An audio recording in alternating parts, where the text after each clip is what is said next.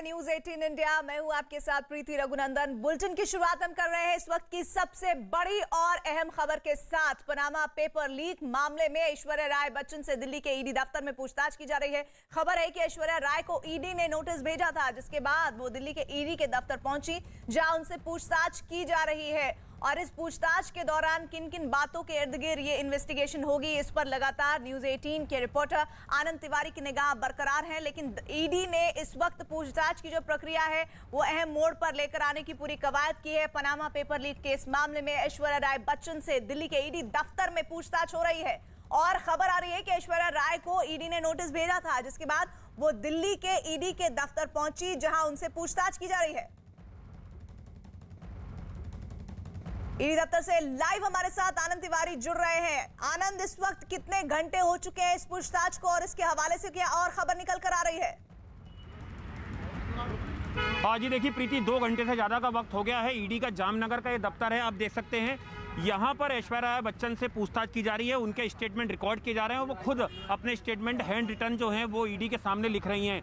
उनसे कुछ डॉक्यूमेंट मांगे गए हैं, जिस पर किस तरह के जवाब उन्होंने दिए हैं ये देर शाम तक कंफर्म हो पाएगा। लेकिन उनसे कुछ डॉक्यूमेंट मांगे गए हैं। जिस तरह से अभिषेक बच्चन को 1 महीने पहले इसी फेमा का जो 37 का एक संबंध था, वो प्रतीक्षा में मुंबई स्थित उनके आवास पर भेजा गया था। और 1 महीने पहले अभिषेक बच्चन भी ईडी की पूछताछ में शामिल होने के लिए आए थे और उस वक्त उनसे जो ईडी का हेडक्वार्टर था खान मार्केट का, वहां पर फेमा के मामले में उनसे पूछताछ की गई थी। और उस दौरान अभिषेक बच्चन को डॉक्यूमेंट अपने साथ लेकर आए थे जो उन्होंने ईडी को सौंपे थे।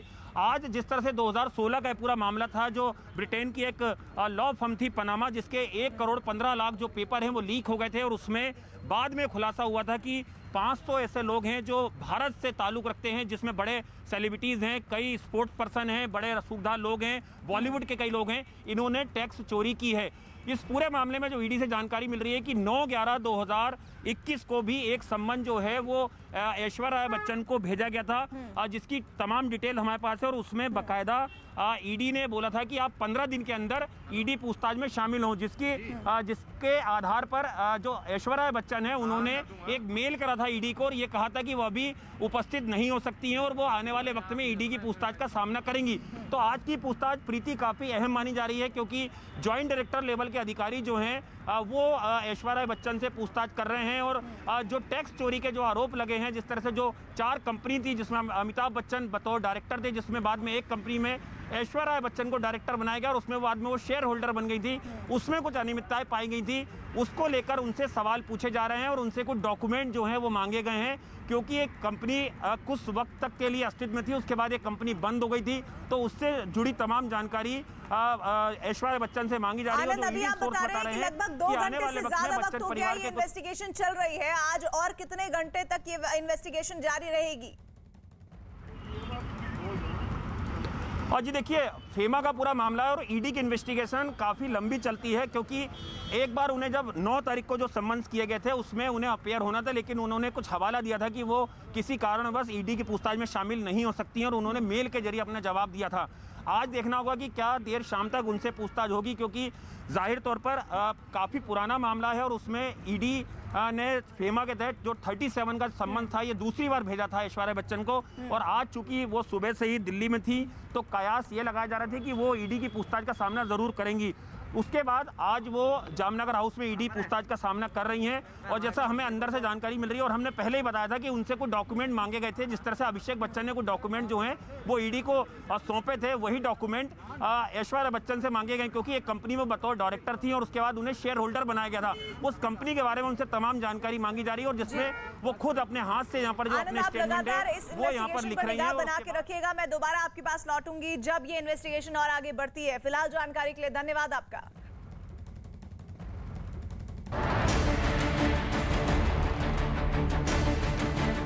तो इसके पीछे बहुत बड़ी कोई साजिश है।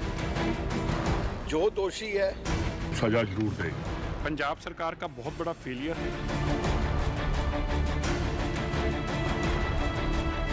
ये एक सिख का दिल है और उसके ऊपर पैर रखने की कोई जरूरत करेगा।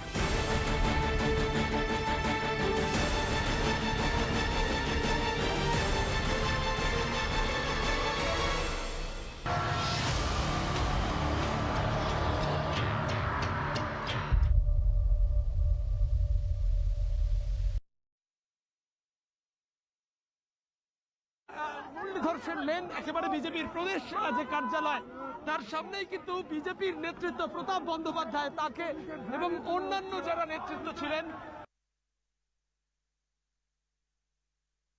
और इस बीच 18 दिसंबर को अमृतसर के स्वर्ण मंदिर में हुए बेअदबी मामले पर एसजीपीसी यानी शिरोमणि गुरुद्वारा प्रबंधक कमेटी और सिख संगठनों की बैठक खत्म हो गई है। और इस बैठक के बाद एसजीपीसी ने एक प्रेस कॉन्फ्रेंस की जिसमें बताया गया कि बेअदबी की घटनाएं सोची समझी साजिश का हिस्सा है ताकि पंजाब में माहौल को खराब किया जा सके। स्वर्ण मंदिर में हुई घटना की जांच के लिए एसजीपीसी ने 6 सदस्यों की एक जांच कमेटी भी बनाई है। यही नहीं, एसजीपीसी ने पंजाब सरकार में इस मामले के जांच के बाद कड़ी कार्रवाई की मांग की है। कपूरथला में हुई घटना की भी एसजीपीसी की जांच की मांग है। और एसजीपीसी देश में मौजूद गुरुद्वारों का रखरखाव और संचालन करती है। तो 18 दिसंबर को जो अमृतसर के स्वर्ण मंदिर में बेअदबी का मामला सामने आया था उस पर एसजीपीसी यानी शिरोमणि गुरुद्वारा प्रबंधक कमेटी और सिख संगठनों की बैठक खत्म हुई है। और इस बैठक के बाद एसजीपीसी ने प्रेस कॉन्फ्रेंस की है जिसके अंश हम आपको दिखा रहे हैं, जिसमें यह जानकारी आ रही है कि बेअदबी की घटनाएं सोची समझी साजिश का हिस्सा हैं ताकि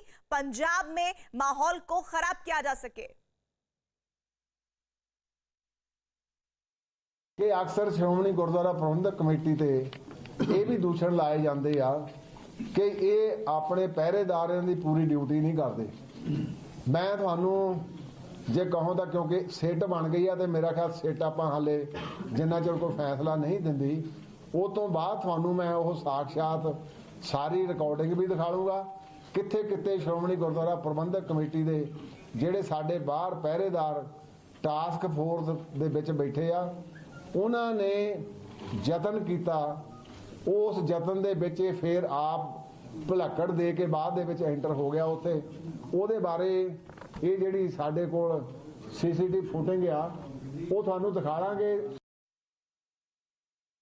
2 ਮੈਂਬਰ ਪਤਾ ਨਹੀਂ ਕਿੱਥੋਂ ਨਮੂਨੇ ਕੱਢ ਕੇ ਵੱਡੀ ਸਾਜ਼ਿਸ਼ ਤਹਿਤ ਪੰਜਾਬ ਦਾ ਮਾਹੌਲ ਅੱਜ ਕੋਝਾ ਯਤਨ ਕੀਤਾ ਜਾ ਰਿਹਾ। ਪਰ ਪੰਜਾਬ ਦੇ ਲੋਕਾਂ ਦੀ ਬੜੀ ਵੱਡੀ ਆਸਥਾ ਦੇਸ਼ ਦੀ ਨਹੀਂ ਵਿਦੇਸ਼ ਦੀ ਵੀ। ਸੱਚਖੰਡ श्री हरमंदर साहब ਦੇ ਵਿੱਚ ਲੱਖਾਂ ਦੀ ਆਮਦ ਦੇ ਵਿੱਚ ਹਿੰਦੂ ਵੀ ਆਉਂਦੇ ਆ, ਬਾਕੀ ਧਰਮਾਂ ਵਾਲੇ ਵੀ ਆਉਂਦੇ ਆ। ਉਹਨਾਂ ਨੂੰ ਅਸੀਂ ਯਕੀਨ ਵੀ ਦਿਵਾਉਂਦੇ ਆ ਕਿ ਕਈ ਵਾਰੀ ਸੋਸ਼ਲ ਮੀਡੀਆ ਐਵੇਂ ਦੀਆਂ ਗੱਲਾਂ ਕਰ ਦਿੰਦਾ ਜਿਹੜੀਆਂ ਸਾਰਥਕ ਤੇ ਸੱਚ ਨਹੀਂ ਹੁੰਦੀਆਂ। ਮੈਂ ਕਿਸੇ ਨੂੰ ਕੋਸਦਾ ਨਹੀਂ, ਆਂਭਾ ਨਹੀਂ ਦਿੰਦਾ ਭਈ ਇਥੋਂ ਹਮੇਸ਼ਾ ਹੀ ਸਤਿਗੁਰੂ ਜੀ ਸਰਬੱਤ ਦੇ ਭਲੇ ਦੀ ਅਰਦਾਸ ਸਿੱਖ ਕਰਦਾ ਤੇ ਅਸੀਂ ਸਰਬੱਤ ਦੇ ਭਲੇ ਦੇ ਉਸ ਸੰਕਲਪ ਦੇ ਵਿੱਚ ਵਿਦਵਤਾ ਦੇ ਨਾਲ हमेशा पहरा दिता ते पहरा देंदे रहांगे। और एक रोज पहले पंजाब के कपूरथला के निजामपुर में बेअदबी की कोशिश की गई थी और इस घटना के बाद वहां मौजूद लोगों ने आरोपी की जमकर पिटाई कर दी जिसमें उनकी मौत हो गई। आरोप है कि सुबह करीब 4 बजे आरोपी ने निशान साहिब हटाने की कोशिश की थी और इस दौरान वहां मौजूद लोगों ने उसे देख लिया। आरोपी को जब पकड़ने की कोशिश की गई तो वो भागने लगा, जिसके बाद लोगों ने उसे पकड़ लिया और उसकी पिटाई कर दी। बाद में उसकी पिटाई से मौत हो गई। आरोपी के पिटाई का एक वीडियो भी सामने आया जिसमें कुछ लोग उसे डंडों से पीटते नजर आए। और इस बीच गुरुद्वारा प्रबंधक की तरफ से ये दावा किया गया कि पिटाई के बाद आरोपी ने बताया कि उसे दिल्ली से भेजा गया था। इस वक्त हम मौजूद हैं कपूरथला के गुरुद्वारा साहिब निज़ामपुर, जहां कल हंगामा हुआ, बेअदबी की घटना सामने आने की बात हुई और जो उसका मुलजिम था उसे पकड़ा गया और इसी दौरान भड़की भीड़ ने उसकी हत्या तक कर दी। आपको गुरुद्वारा साहिब की तस्वीरें दिखाते हैं कि यही वो गुरुद्वारा साहिब है जहां यह पूरा घटनाक्रम हुआ। और आपने जिस तरह से पहले तस्वीरें देखी किस तरह से भारी संख्या में लोग यहाँ पर पहुँचे, पुलिस बल यहाँ पर पहुँचा और जिस तरह से जो कुछ हुआ। और इसी घटनाक्रम के बाद जो गुरुद्वारा साहिब के ग्रंथी हैं उन पर हत्या का मामला दर्ज करने की बात की गई, उनके साथ कुछ लोगों को उसमें नामजद करने की बात की गई और 2 मामले दर्ज करने की बात हुई। एक बेअदबी और चोरी का जो आरोपी था उस पर और दूसरा हत्या का। लेकिन बाद में कुछ ही मिनटों में वो हत्या का मुकदमा कहीं नज़र नहीं आया और पुलिस पलट गई कि हमने तो हत्या का मामला दर्ज किया ही नहीं।